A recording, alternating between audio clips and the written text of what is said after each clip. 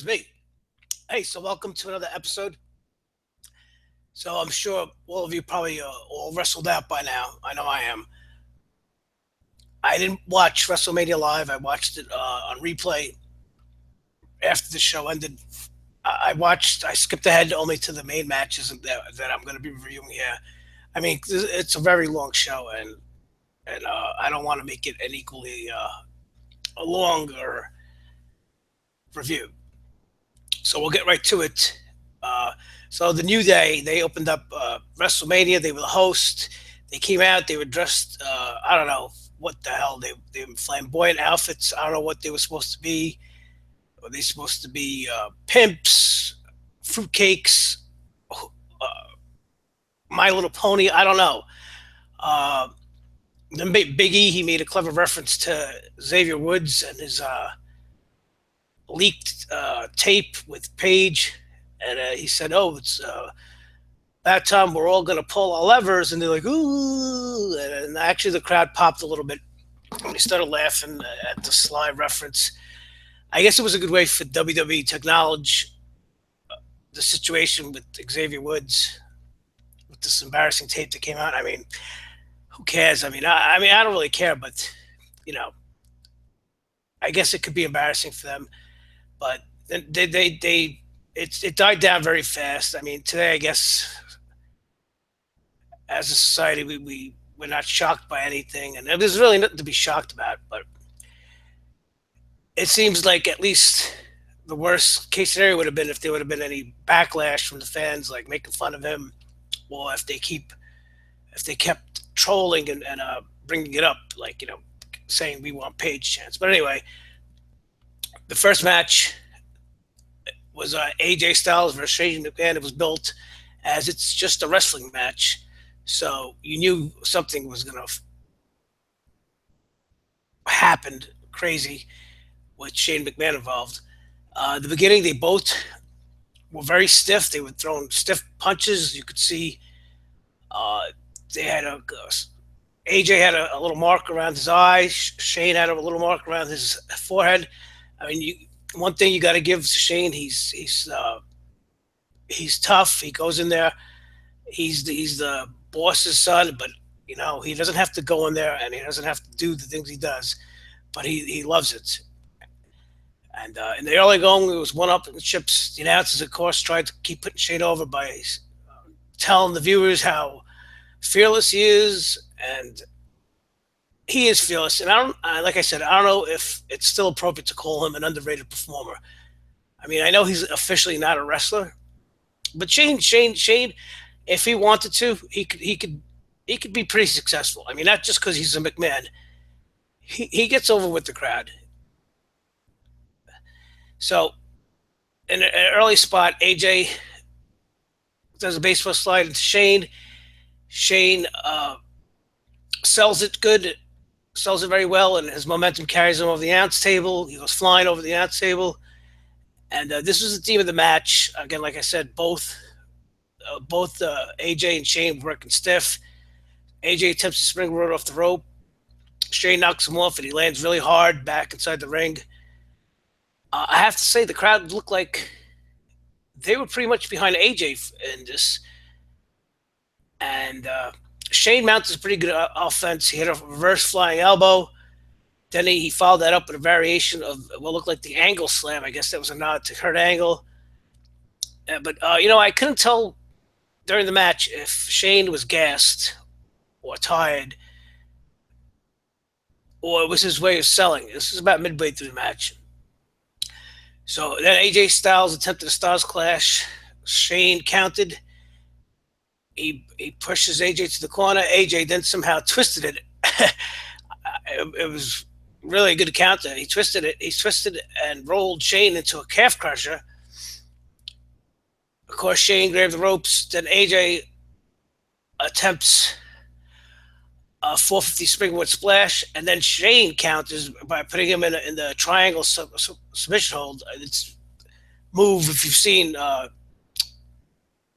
in the past CM Punk, The Undertaker, they've done it where it's almost like a figure four around the opponent's head. Then AJ countered that by reversing the triangle to Styles Clash. It was a little botched. He did, I don't know if it was Shane's fault or AJ's fault, but he didn't hook both arms as he usually does. But who cares? And again, the fans were clearly behind AJ Styles, and this demonstrates they demonstrated this because they did an exchange of punches and they kept cheering every time AJ landed a punch. They cheered, and they actually booed every time Shane would land his punches, and it just shows you really how popular AJ Styles is. Because Shane is really popular. He's been really popular. I don't know if his GM gimmick is starting to wear on the fans, but at least in this, AJ is definitely popular. So Shane delivers knees to AJ in the corner, and again, the announcement putting over his MMA training or whatever, I guess to make him look cool. So AJ countered a Pele kick, but Shane ducked, and the referee gets knocked out. Now I knew there was going to be some shenanigans like this where the referee gets knocked out because they were advertising it's only a wrestling match. But with Shane and AJ, who could do some high flying, they're not going to let WrestleMania go to waste. So AJ immediately goes outside the ring. He grabs some trash cans and he sets up Shane McMahon in the corner. He was going to attempt the Van Daminator, or that's what originally the move was by Rob Van Dam. But now I guess Shane's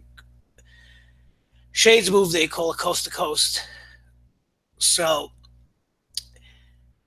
Shane counted again. This is another.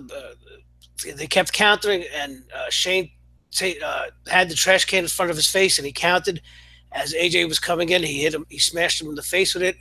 So this sets up, of course, Shane McMahon to set up his own coast to coast, and he does it. He hit it pretty good, and he goes for the cover. And AJ kicked out at 2 3/4 at the last second. Now I don't understand the next part. The referee was knocked out. He was able to come to and do the pin count, but now all of a sudden he got groggy again, and he had his back to the hole to AJ and Shane, trying to sell that he couldn't see anything. Of course, they had to do this, and I don't want to be too picky. So they go outside. Shane goes outside and clears the announce table, and AJ is on top of it. Shane climbs the top rope. He attempts the elbow, but Shane violently crashed into the table, and everybody went there to check on him if he was okay. Now all of a sudden, the referee turns around. He starts to count. He starts to do the 10 count. AJ throws Shane back into the ring. He attempts the phenomenal forearm. Shane moves it, and again he counters and jumps over him, and applies the DDT. I mean, these were some crazy counters, but I guess they kind of pull it off. So then Shane McMahon climbs to the top rope. He crosses himself. He did this. He always does that. That's his trademark when he's going to do something crazy. And he does the shooting star press, and he did it pretty good. I mean, at his age, he did it pretty good. I mean, Shane, like I said, he's athletic. It's not because he's the boss's son. But AJ moved out of the way. Shane sold that he was hurt. AJ goes outside. He takes his forearm pad off and does his phenomenal forearm. He covers Shane, and AJ got the win. I mean, I'm glad he did. I mean, this is a pretty decent match considering it was probably thrown together at the last minute. And at least it gives AJ a win at WrestleMania, and it gives him a WrestleMania moment. So we'll see. All right, the next match was Kevin Owens against Jericho for the U.S. title. And Jericho came in second. I mean, he came in wearing this ridiculous looking light bright scarf. It was ridiculous. And by the way, I got to give credit to Vince McMahon for putting on another spectacular, aesthetically pleasing WrestleMania. set. I mean, this year, I guess it was an amusement park theme. It looked very good. Vince always goes all out for WrestleMania every year. He spends millions on the sets and the fireworks alone. I mean, some critics they would argue that he could give some use some of that money to pay the performers in the past. A lot of performers weren't happy with their WrestleMania pay, and they were pissed that he would spend millions on fireworks. And again, Michael Cole tells the viewers that Kevin Owens and Jericho have only met one time on a televised event dating back to 2015 on a network special. So they both of them immediately go at it, and Jericho immediately puts Kevin Owens into the walls of Jericho. KO grabs the ropes. KO escapes to the outside. Jericho climbs to the top of the ropes and yells to the crowd, "Hey, drink it in, man!" Now, I mean, he's supposed to be mad at Kevin Owens, who he betrayed him. Why are you? I don't know. Why are you even joking around or say, "Hey, drink it in, man," making the fans happy? I mean, you're supposed to be mad. You're supposed to like. He's supposed to be looking for revenge. So Jericho took control of the early offense. He whipped KO into the corner, and KO countered with a high kick, that, knocking Jericho down. KO dished some vicious blows and kicks, continually telling Jericho and taunting him that Jericho had no friends. I mean, Kevin Owens, he was really doing his best to heal it up in this match. He was trying to get heat from the crowd. The match was a little slow at this point until KO, and then he put Jericho into his own move. He put Jericho to the walls of Jericho. Jericho escaped, of course. Then KO attempted cannibal, but Jericho again stood up and reversed it into the walls of Jericho. Again, a lot of reverses in this WrestleMania. So KO escapes, and then Jericho kicked out after a KO powerbomb, pop up powerbomb. KO looked very frustrated, and he started slapping Jericho in the face, and you could clearly heard him say, "You were never my best friend, you piece of shit." And the crowd went, "Ooh," and so did the announcers. So KO attempted another pop-up powerbomb, but Jericho reversed it into the code breaker, and KO broke the 3 count by putting one finger. He touched the bottom rope with one finger. Again, he was trying to get heat in the most in the worst way. The crowd was a little confused. It seemed. Then KO managed to. He was outside. He managed to knock Jericho off the apron, and then he power bombed Jericho onto the edge of the ring apron. He quickly throws Jericho back into the ring, and he got the 3 count, and he won he wins. He's the new U.S. champion. Like I said, for some reason, this match lacked something. I don't know what it lacked.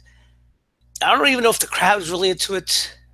I mean, sometimes it wasn't. Didn't have to do with the performance. I mean, sometimes in a long show like this, like WrestleMania, the crowd sometimes they can't keep up their energy.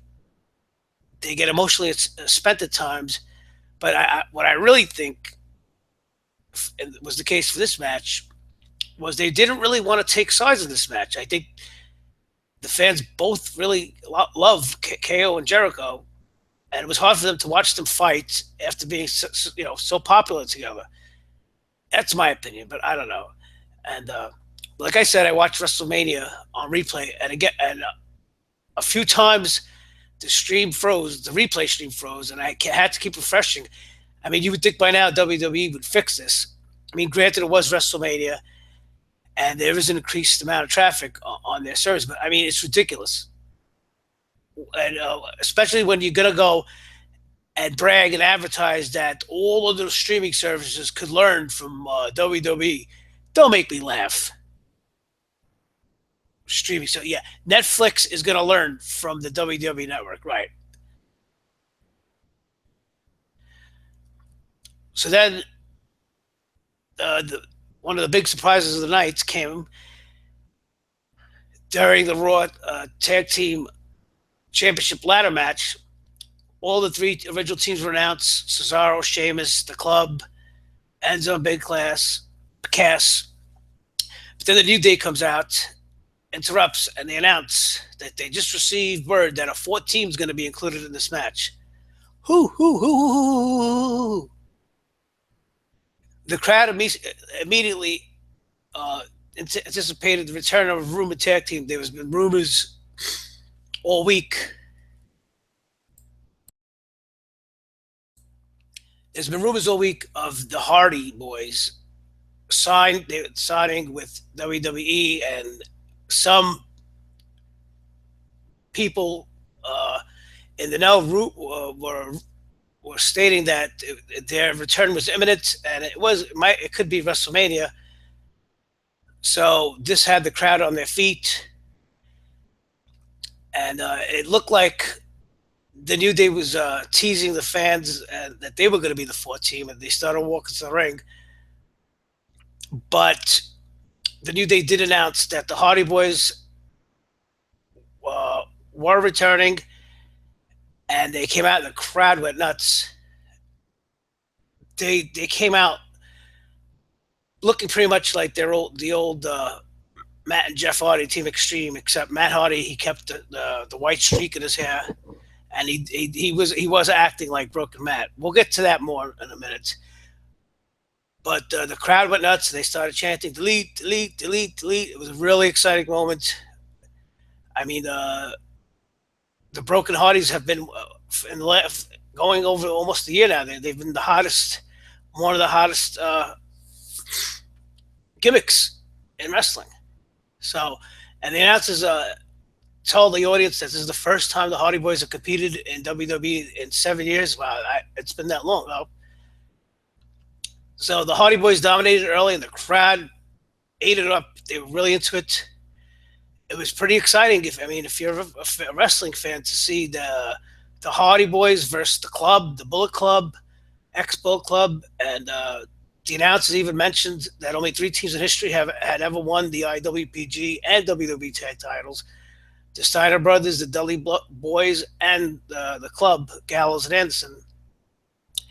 So each team and performer throughout the match, they were allowed to get their spots in. One of the big spots was Cesaro, and Sheamus pounded Luke Gallows in his chest about 25 times, while Cesaro swung Carl Anderson in the ring for about 30 seconds. The crowd went nuts. The crowd was really into this match. And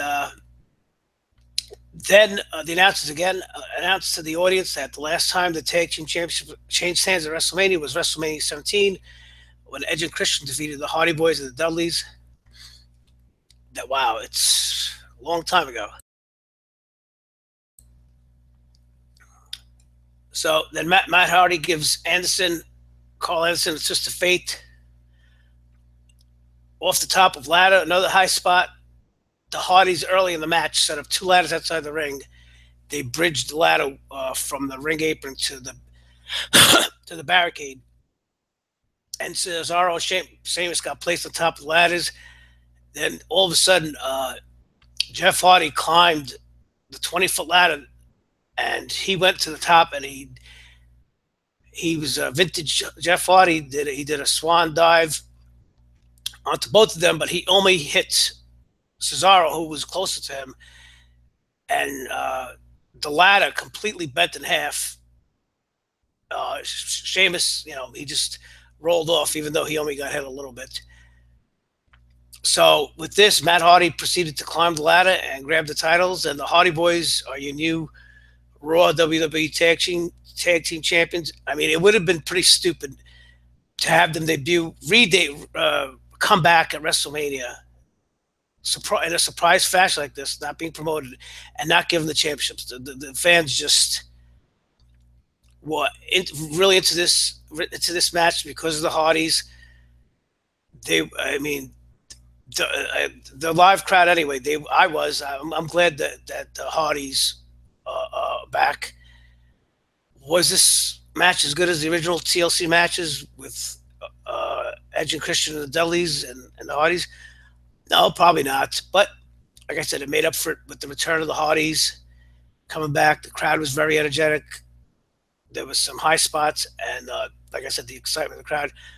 One thing I noticed at the end of the match, they had Matt Hardy, and he started doing the delete, and WWE quickly cut away, and they went to the replay. I don't know if they're gonna put over the broken mat gimmick. I mean, even throughout the match, the crowd at some points was chanting "Brother Hero." So I don't know if they can or they won't because of legalities. I don't know if the character, Broken Matt character, belongs to TNA or belongs to Matt Hardy. I don't know. I really don't know if they even want to promote it. But I mean, listen, it's the chants aren't going to die down. There's gonna be delete chants, Brother Nero chants, and so forth. So next we move to the Raw Women's Championship. I guess it was an elimination match. Excuse me. It was the champion Bailey, Charlotte, Nia Jax, and Sasha Banks. Nia Jax, she's a big girl. She's been squashing people on TV the last few months, but she got eliminated first. Then Charlotte eliminated Sasha second. So now at the end it was Charlotte and Bailey.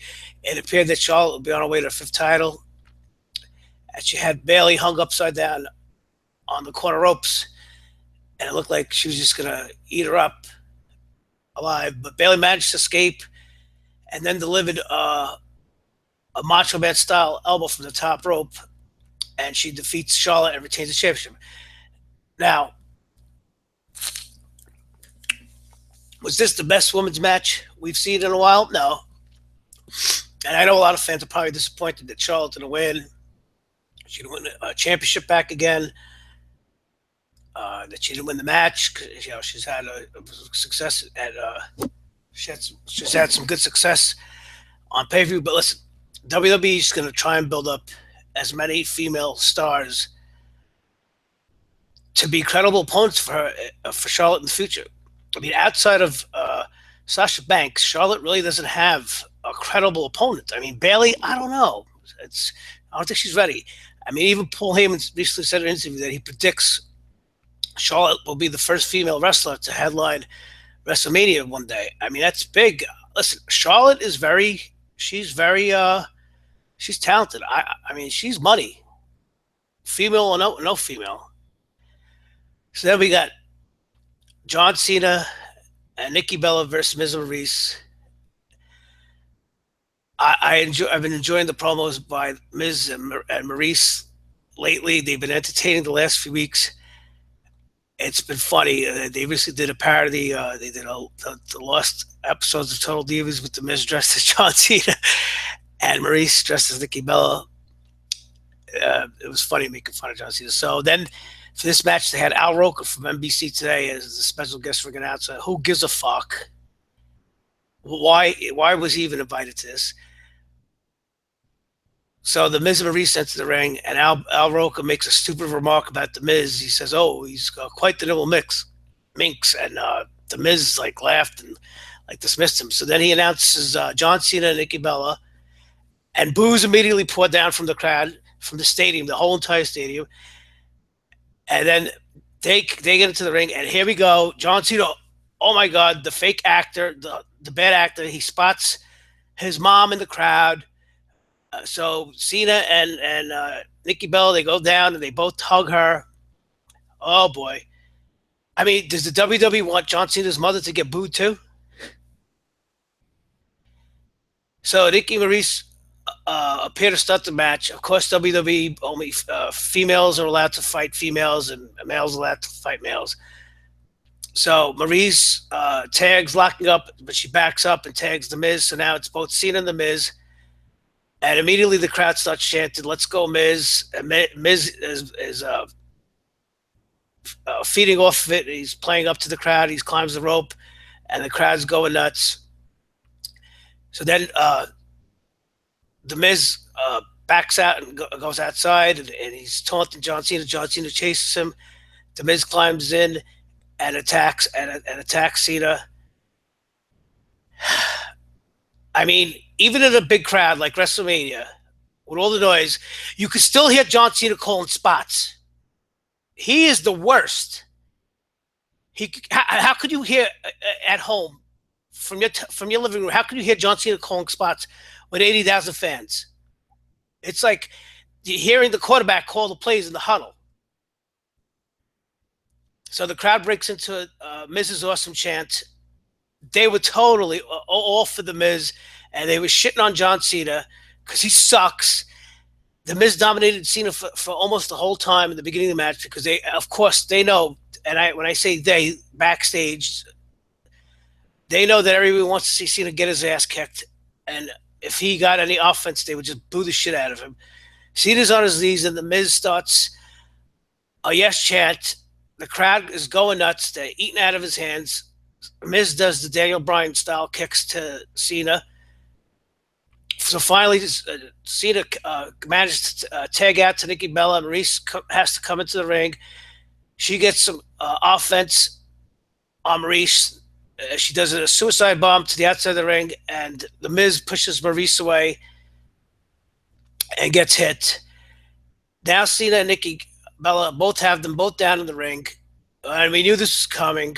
The double, you could see me, five knuckle shuffle bullshit. The crowd kept booed the whole thing.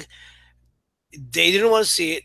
Cena and Bella do the double AA, and they get 1, 2, 3, and the crowd kept booing and kept booing and kept booing. So now Cena goes on the outside and grabs the mic, and oh boy, here we go. This was a rumored thing. And he starts talking about Nikki Bella's neck surgery a year ago, and how she was waiting a year and a half to get to this moment and all this sappy bullshit. So fast forward, he starts choking up. I don't know if he's acting or he's doing for real. You can't tell with Cena because he's such a phony.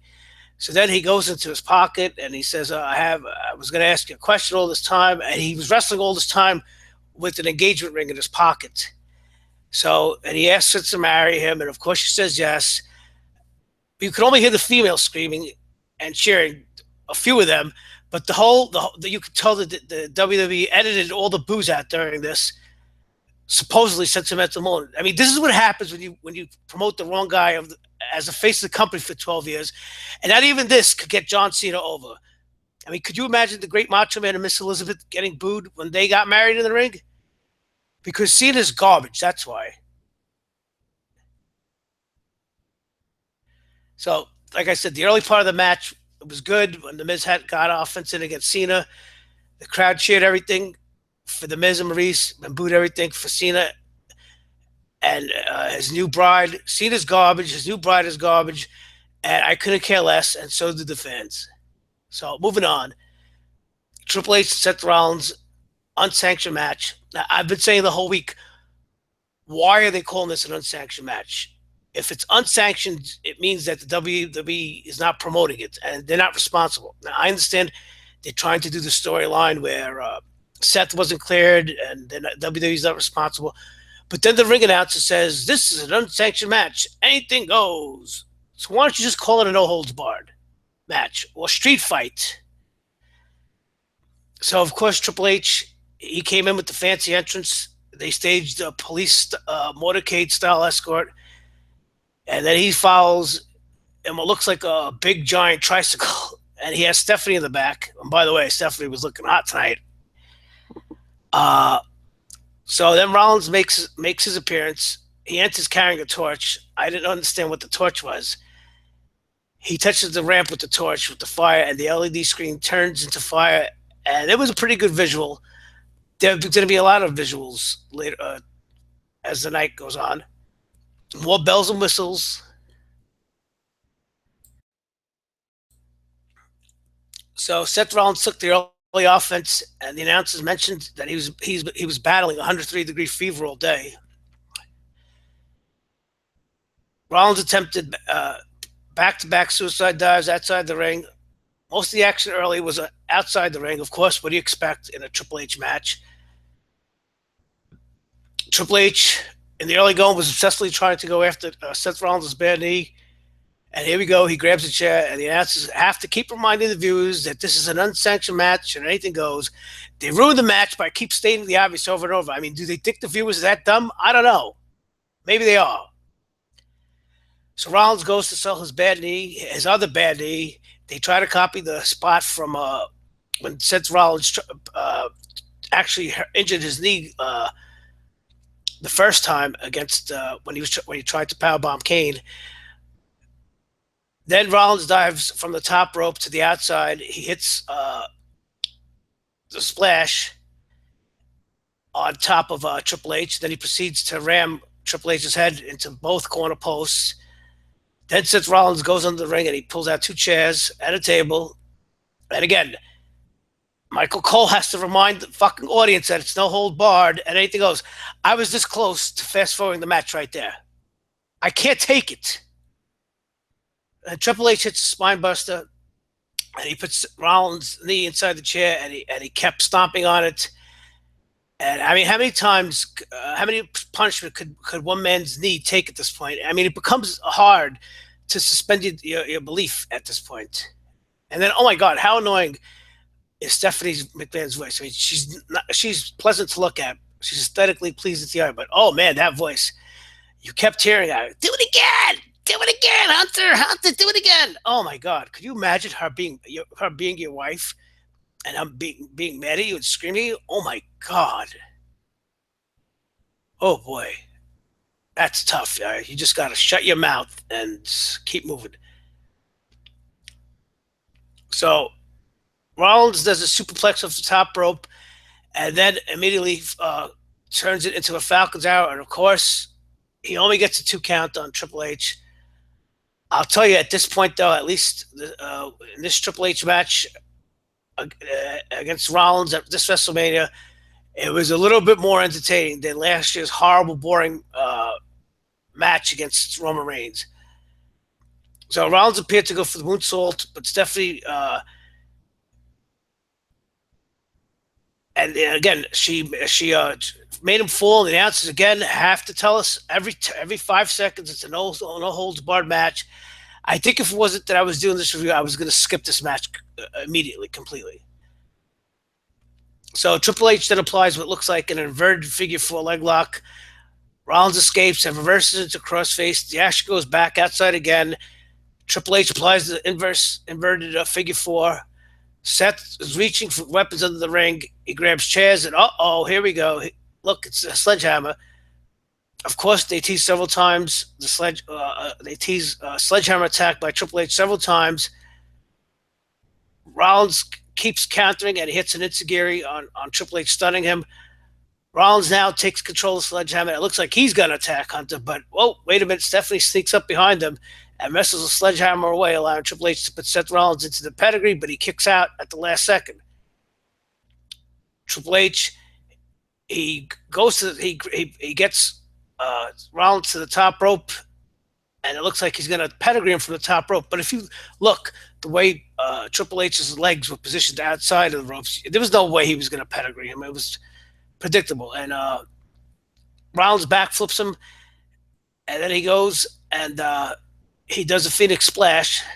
And again, this time, Triple H kicks out again at the very last second. Now, let me ask you something. How are we supposed to believe this? I know it's wrestling and all that, and suspend your disbelief, suspend your belief, whatever, for a second. How could a guy who came into the match with an injured leg, who wasn't medically cleared, his opponent has punched his legs for over 20 minutes during the match, how can he successfully perform such an acrobatic move as the Phoenix Splash? I mean, see, where's the psychology in this? And you can't just say, "Oh, it's wrestling." That's the difference between good wrestling and bad wrestling. So I don't know. Maybe I'm being too picky. Both of them attempt to put each other in the pedigree with no success. They keep escaping and countering each other's move. Triple H then clips Seth Rollins' knee. The next spot, then Stephanie climbs to the apron, and Triple H almost crashes into her. But he turns around. Seth Rollins gives him a high kick. Triple H's momentum carries him into Stephanie, and she takes a bump off the apron onto and crashes through the table that was set up early in the match. The crowd really popped. I mean, who wouldn't want to see Stephanie go through a table? So now Triple H is looking down at her. He looks really pissed, and he turns around and Seth Rollins kicks him in the stomach, puts the pedigree on him. 1, 2, 3, he gets the win. I guess this match was better than I expected. Maybe I wasn't expecting too much from this match. Again, the announcers really killed it for me, having to explain to the home audience every fucking 5 seconds that it's an all holds barred match and anything goes. Excuse my language. It really got me mad. It was a typical Triple H match. It was took too long because he's Triple H. He can have all the time he wants because he's always trying to tell a story. In this case, and last year, it's a story nobody cares about. I guess this story, this feud, they delivered too late on it. So I guess if you're a Seth Rollins fan, you should be happy he gets the win. But now you got to know Triple H is not done with him, and I'm sure tomorrow night or tonight on, depending on where you are on Raw, Stephanie, Triple H, or the new Raw general manager, whoever that might be, they're gonna have plenty of surprises for Seth Rollins. So, but I don't know. I'm like I said, I only could I couldn't watch the entire show in its entirety. I mean, I'm exhausted just having to watch it and do this review. So there'll be 3 more matches. So the next match is Bray Wyatt, Randy Orton for the WWE Championship. Bray came in as the champion. This is a weird match. I don't know what to make of it. Again, maybe like I said earlier in the match, the long shows like this, the crowd just is emotionally spent. I'll tell you, this match, WWE did their best to make it look like it was a movie or something with all these special effects that I mentioned before, with Seth Rollins and the LED screen on the ramp. Every time Bray Wyatt would do his inverted demon walk, the place would go, the arena went dark, and the mat of the ring they would show from the top would light up. And the first time it was maggots, and Randy Orton was confused. So was the crowd. I don't know. I don't know if the crowd thought it was cool. They didn't understand. They never saw anything like that. Then it was worms. Then the third time it was roaches. But all this, and it was just a back and forth. Most of the match was Randy Orton. Bray was dominating Randy Orton mentally. They even said, the announcers, that Bray Wyatt inherited the powers of Sister Abigail. Again, I don't know with the storytelling, but all for nothing because Orton eventually hit another RKO, and he got a win. He got the win, winning his 13th title. So I mean, why do all these theatrics for Bray Wyatt if he's gonna lose? If he can't win with these theatrics, with conjuring up roaches and worms and maggots in the middle of the ring, what could he sucks? And if you're a Bray Wyatt fan, I don't think he's ever getting that belt back again on his waist. Sorry. And also, some of my friends, Jimmy, if you're gonna watch this, you wanted Bray Wyatt to main event WrestleMania. The crowd was very quiet for this match, buddy. I don't know if it was quiet because they didn't like it or they were trans. I don't know. Very quiet. So that's a great segue into the next match. The part timers that the fans have been giving so much heat to because Goldberg and Brock are part timers and they don't deserve to main event. Well, they didn't main event, but they sort of did.